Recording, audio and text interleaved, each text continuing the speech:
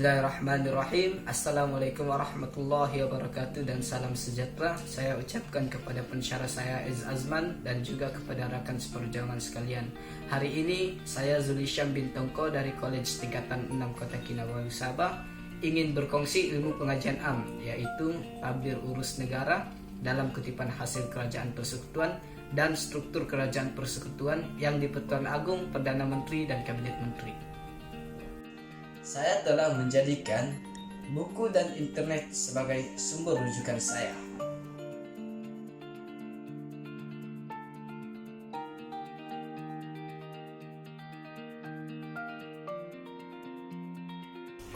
Definisi cukai. Kutipan hasil kerajaan persekutuan bermaksud pendapatan kerajaan yang dipungut mengikut undang-undang dan peraturan yang diluluskan oleh kerajaan persekutuan serta diluluskan dalam parlimen. Terdapat 5 kategori hasil kerajaan. Yang pertama, hasil-hasil cukai, yaitu cukai langsung dan cukai tidak langsung. Cukai langsung ini bermaksud cukai secara terus ke atas pendapatan, kekayaan mengikut akta yang diluluskan. Contohnya, cukai pendapatan, cukai sewa film, duty, harta pusaka, dan seten. Cukai tidak langsung ialah cukai yang dikenakan secara tidak langsung ke atas individu. Cukai yang dikenakan apabila individu membeli barangan dan perkhidmatan. Contohnya, duty ekspor, duty import, duty excise, cukai jalan, cukai perkhidmatan. Yang kedua, hasil-hasil bukan cukai. Hasil yang dikutip dari perkhidmatan yang disediakan oleh kerajaan untuk rakyat. Rakyat dikenakan bayaran untuk menggunakan perkhidmatan kerajaan. Contohnya lesen, sewaan, denda, hukuman, dan lain-lain. Yang ketiga, terimaan bukan hasil. Kutipan yang bukan berasaskan mana-mana akta atau perundangan. Punca kutipan: pulangan balik perbelanjaan, terimaan, perkhidmatan, bayaran balik, pembelian dan caruman, jualan barangan. Yang keempat, hasil wilayah-wilayah persekutuan. Hasil wilayah-wilayah persekutuan ini ialah hasil yang diterima oleh kerajaan persekutuan dari wilayah persekutuan Kuala Lumpur, Labuan, dan Putrajaya. Yang terakhir, dividen yang diagih oleh Petronas dan royalti petroleum serta bayaran tunai gas yang dijual oleh kerajaan. Struktur kerajaan persekutuan. Struktur kerajaan persekutuan ini diketahui oleh YDPA yang di-Pertuan Agung. Yang di-Pertuan Agung mempunyai bidang kuasa yang luas, mempunyai peranan dan fungsi dalam 3 cabang kerajaan, yaitu eksekutif, perundangan, dan kehakiman.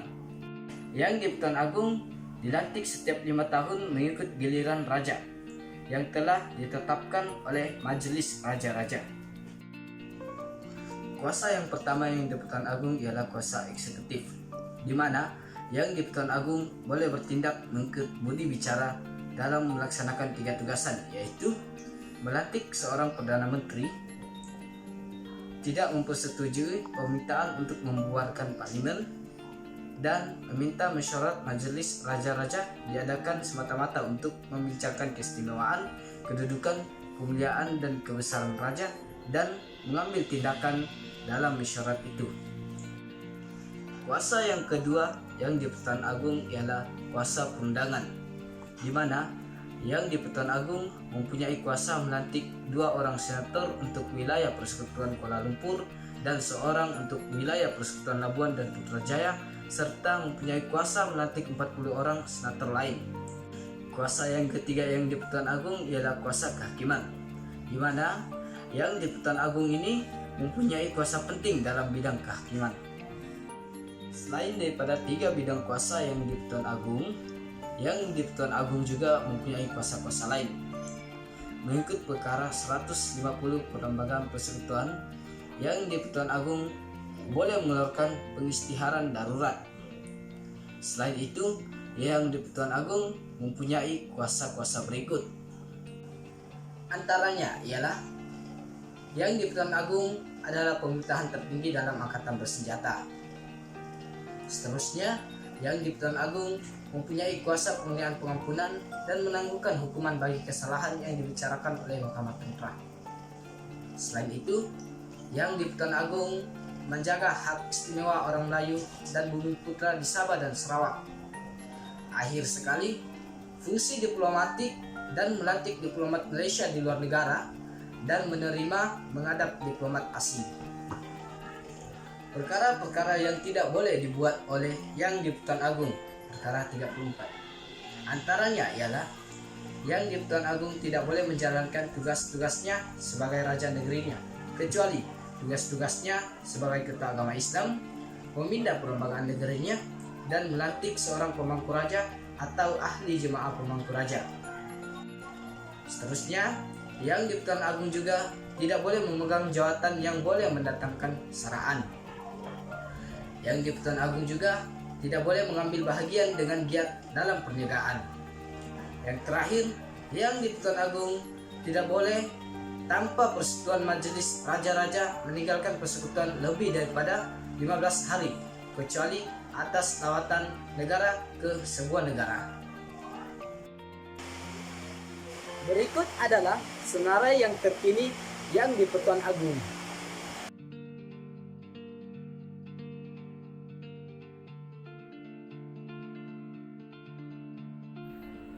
Seterusnya, Perdana Menteri. Perdana Menteri juga adalah struktur kerajaan persekutuan. Perdana Menteri merupakan ketua Jemaah Menteri. Beliau ialah seorang ahli Dewan Rakyat yang mendapat kepercayaan majoriti ahli Dewan Rakyat.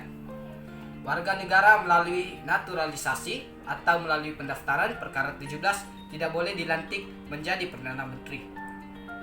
Jika Perdana Menteri tidak lagi mendapat kepercayaan majoriti ahli Dewan Rakyat, maka Perdana Menteri hendaklah meletakkan jawatannya atau memohon yang di Pertuan Agung untuk membubarkan parlimen.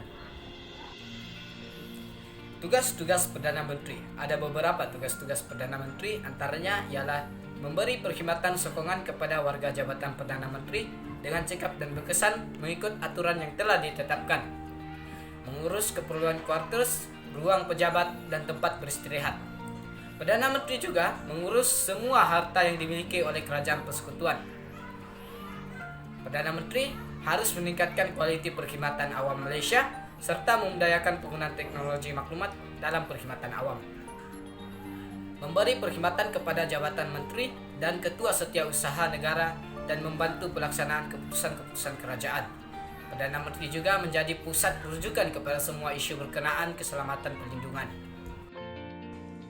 Seterusnya, Perdana Menteri juga mengurus pengurusan istiadat dan protokol negara, penganugerahan darjah-darjah kebesaran persekutuan, lawatan pembesar-pembesar negara, persidangan antarabangsa, dan pusat convention antarabangsa Putrajaya. Perdana Menteri juga menentukan penyelaras dasar, strategi, dan program pembangunan ekonomi negara bagi jangka masa sederhana dan jangka masa panjang. Perdana Menteri menjadi agensi pusat utama bagi memantau pelaksanaan dasar, strategi program, dan pembangunan. Perdana Menteri memastikan penggubalan dan penyelaras dasar-dasar yang berkaitan dengan keselamatan negara. Perdana Menteri menguatkuasa undang-undang dan ketenteraan di bawah mana-mana undang-undang persekutuan. Perdana Menteri juga telah mewujudkan undang-undang Islam berhubung pentadbiran Mahkamah Syariah yang seragam untuk diterima pakai negara-negara. Akhir sekali, jemaah menteri ataupun kabinet menteri juga termasuk dalam golongan struktur kerajaan persekutuan, di mana yang di Pertuan Agung hendaklah melantik suatu jemaah menteri untuk menasihatinya dalam menjalankan fungsinya. Jemaah menteri hendaklah bertanggung jawab secara bersama kepada parlimen. Perkara 43 Perlembagaan Persekutuan Malaysia memperuntukkan bahawa anggota kabinet hanya boleh dipilih daripada mana-mana majlis parlimen, yaitu Dewan Rakyat ataupun Dewan Negara. Walaupun timbalan menteri atau setiausaha parlimen dilantik mengikut setiap portfolio, tetapi mereka tidak termasuk dalam jemaah menteri. Terdapat beberapa tugas jemaah menteri ataupun kabinet menteri, antaranya ialah menentukan dasar kerajaan dan memberikan arahan untuk dilaksanakan oleh jentera pentadbiran kerajaan di peringkat persekutuan dan negeri, bertindak sebagai badan penasihat kepada Yang di-Pertuan Agung dalam melaksanakan tugas-tugasnya. Jemaah menteri biasanya membentuk jawatan kuasa tetap dan sementara yang melibatkan rakyat dalam melaksanakan tugas mereka. Menteri-menteri selain Perdana Menteri hendaklah memegang jawatan selama diperkenankan oleh Yang di-Pertuan Agung, tetapi boleh meletakkan jawatannya bila-bila masa. Yang di-Pertuan Agung atas nasihat Perdana Menteri boleh melantik timbalan-timbalan menteri daripada kalangan ahli mana-mana satu Majelis Parlimen.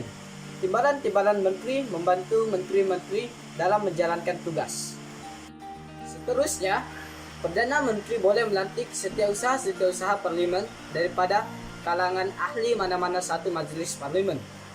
Setiausaha-setiausaha parlimen hendaklah membantu menteri-menteri dan timbalan-timbalan menteri. Parlimen membuat peruntukan bagi saraan jemaah menteri dan timbalan-timbalan menteri dan setiausaha parlimen. Perdana Menteri boleh melantik setiausaha-setiausaha politik. Tugas dan fungsi setiausaha-setiausaha politik dan saraan mereka ditentukan oleh jemaah menteri. Setiausaha jemaah menteri ialah ketua setiausaha negara yang juga merupakan ketua perkhidmatan awam. Perdana Menteri boleh melantik seorang pembantu bagi timbalan Perdana Menteri. Jawatan timbalan Perdana Menteri bukanlah sesuatu yang wajib. Berikut adalah senarai yang terkini Perdana Menteri dan Kabinet Menteri.